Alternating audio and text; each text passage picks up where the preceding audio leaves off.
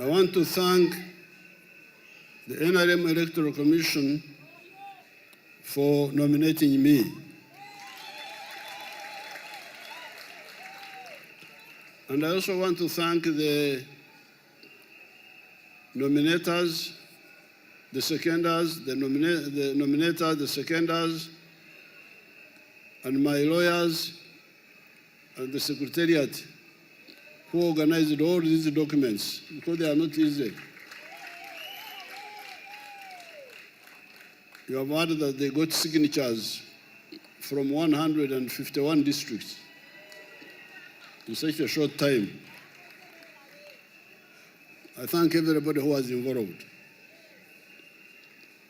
I hope the whole membership of the NRM and its structures will support my candidature as the chairman of the NRM for the 2025-2031 period, and also as flag bearer for the NRM in the presidential contest for the 2026-2031 period.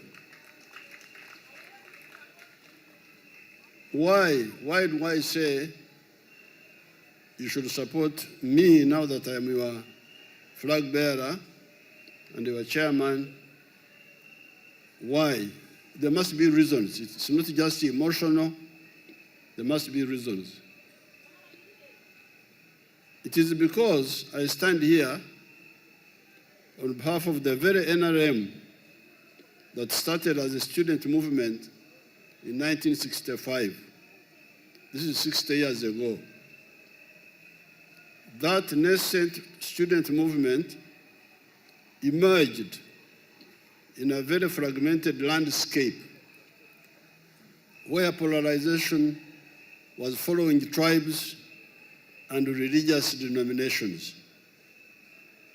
Twatandikira ekibiina ky'abavubuka ensi yammwe yonna mu by'obufuzi baali bamaze okugiyuzaayuza.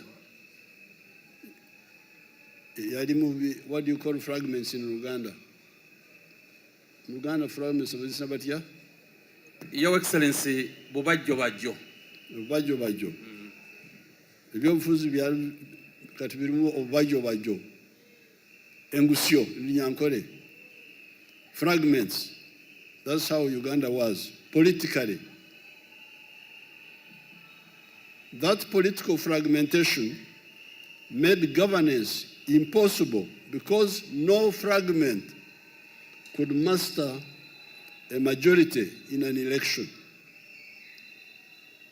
In 1962, no party could get more than even 40%. Because they had fragmented the people in Engusyo, Obshorogoto, fragments of a calabash or a pot.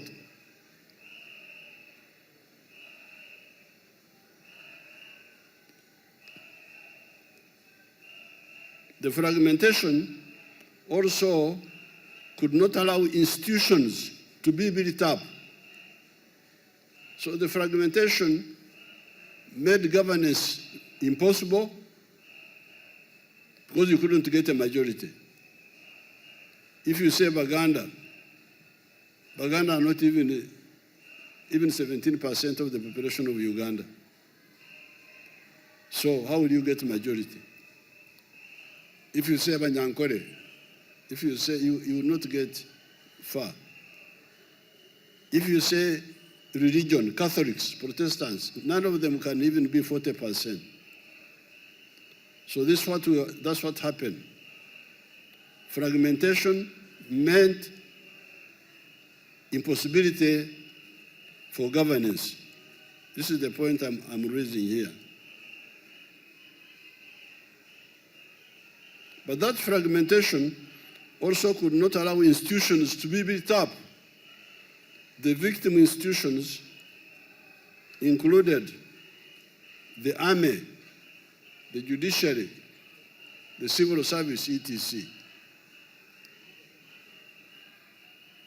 The second reason why I am coming forward and I'm pushing the NRM, is to have leaders and a party that understands and is committed to the need for a qualitative leap from the status of the lower middle income country of $66 billion by the end of June 2026 to a high middle income country of $500 billion in the next few years. Some of our people talk of 2040. That is too far for me. I do not see why we cannot achieve it earlier if we are really aggressive in the pursuit of the objective and eliminate corruption. Why do I say this? It is because much of our $61 billion economy of today is raw materials. Our coffee, as it has coffee, which is called cassé, brings in $2.5 per kg, per kilo. Yet the one who roasts, grinds, and packs the coffee earns from $25 to $40 per kilo. That is how all the coffee-growing countries of the world earn $25 billion out of the total value of $460 billion. And Germany, another coffee-growing country, earns $65 billion from coffee.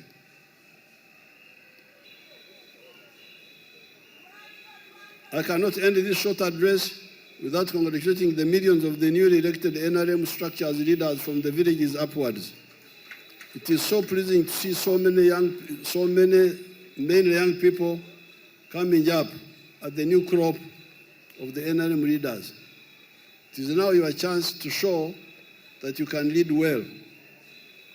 In order to manage politics successfully, as we, your predecessors, managed you to do, you need to know that productive politics is about ideology, which means philosophy, ideology, and strategy, and not just about biology.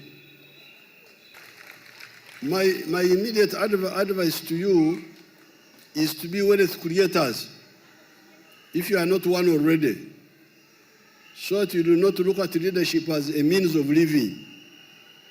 Job, mulimo. Don't look at obukulembeze as a mulimo. Political leadership is about okwerwanako,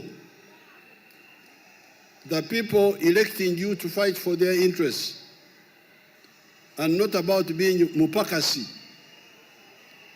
omukozi ow'empeera, the hired shepherd that Jesus talked about in the book of John, chapter 10, verses 11 to 18.